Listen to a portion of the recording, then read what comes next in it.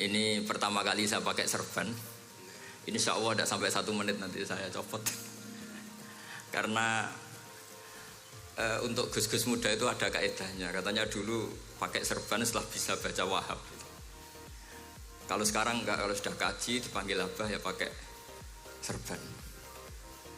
Saya ini santri sarang mulai kecil. Dulu pakai fikih, model usul fikih. Jadi kalau keyakinan Mbah Maimun itu kalau ada santri pakai peci putih itu dimarahin. Katanya beliau, wong desa itu kaji adol Tegal, adol sawah, mbok saingi kedul 5.000. Jadi ngelarani kiai itu, ngelarani wong desa itu dosa kata-kata. Tapi beberapa kiai pakai peci putih karena sunat. Akhirnya saya sudah haji tapi keterusan pakai peci hitam karena mulai kecil diharamkan terus keterusan. Pakai serban juga gitu. Dulu ada kaedahnya katanya boleh pakai ini harus setelah ini terus keterusan nggak pakai. Tapi ini alhamdulillah dikasih sama Gus Ali ini saya terima. Nah ini iaro apa tamblik tidak tahu. Teman-teman Jawa bahasa Inggris dulu. Jadi bahasa Inggris favorit, understand deh. Jawa mau dia santai-santai mau dia. Ini saya tidak tahu, saya harus istighfar atau harus syukur. Karena kenapa saya berpikir ini kalau butuh istighfar nopo syukur, mergi termasuk yang paling saya hindari itu acara seperti ini.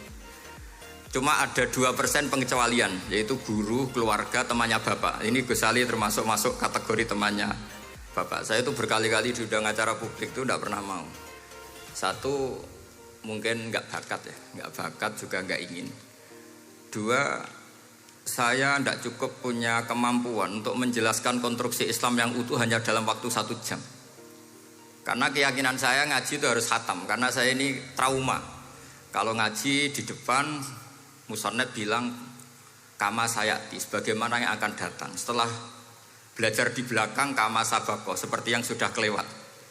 Sehingga gara-gara itu saya kalau sinau itu khatam dari min awali hatta akhiri. Karena yang satu di depan kama sayati, setelah di belakang kama sabako apa kama takotan. Yang jelas ilmu yang saya tekuni memang ilmu tafsir. Gus Ali tahu betul tentang bapak saya. Karena mulai kecil saya ini menangi beliau belum tenar-tenar amat sampai sangat tenar. Mungkin sampai langit ya khawas ya. Begini. Dulu saya di sarang itu pernah rois takrib, rois fathul mu'in. Tapi yang menjadi saya tambah alim itu gara-gara gejolokan bapak begini. Dhisik ana wong imami saking semangate ngapalno hal ataka hadisul ghasyiyah. Jumat itu. Karena dia ingin keren ya pakai surat panjang gitu. Terus dia datang ketika takbir langsung baca Bismillahirrahmanirrahim hal ataka hadisul ghasyiyah. Makmumnya bilang subhanallah. Karena dia agak pede dengan surat yang panjang diganti kul ya ayyuhal kafirun. Makmumnya masih bilang subhanallah. Sampai berkali-kali diganti surat kulhu, ya makmumnya tetap bilang subhanallah. Karena nggak tahu caranya mengingatkan kalau imam itu tidak baca Fatihah. Karena ada satu cara yaitu kon ngelingno ngangge napa? Subhanallah. Akhirnya wonten makmum sing nekat ora maca Fatihah. Nah, pertanyaan bapak saya, kamu harus berani ijtihad. Merubah hanya satu pakem mengingatkan imam tuh pakai subhanallah. Karena kalau kasus seperti ini nggak cukup diingatkan subhanallah. Niki adik-adik kira-kira batal mboten ngelingno imam muni ora maca Fatihah. Kalau sampean bilang batal berarti nggak ada solusinya. Kalau bilang sah itu beberapa kalimat yang dalam pakem sholat itu napa? Membatalkan. Sampean milih batal apa enggak? Enggak polling saja kayak pemilu.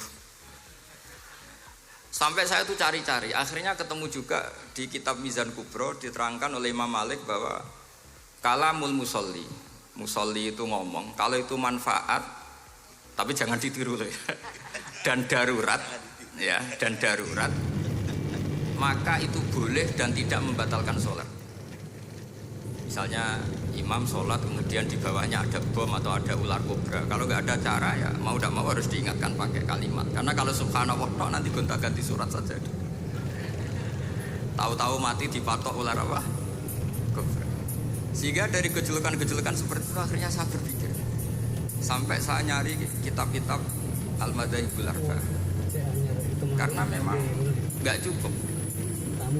Pertanyaan kedua kata bapak saya tentang tradisi, misalnya orang-orang kampung kalau bikin batu bata itu dari tanah, kemudian kadang majunun bisirjin, kadang dicampur dengan apa?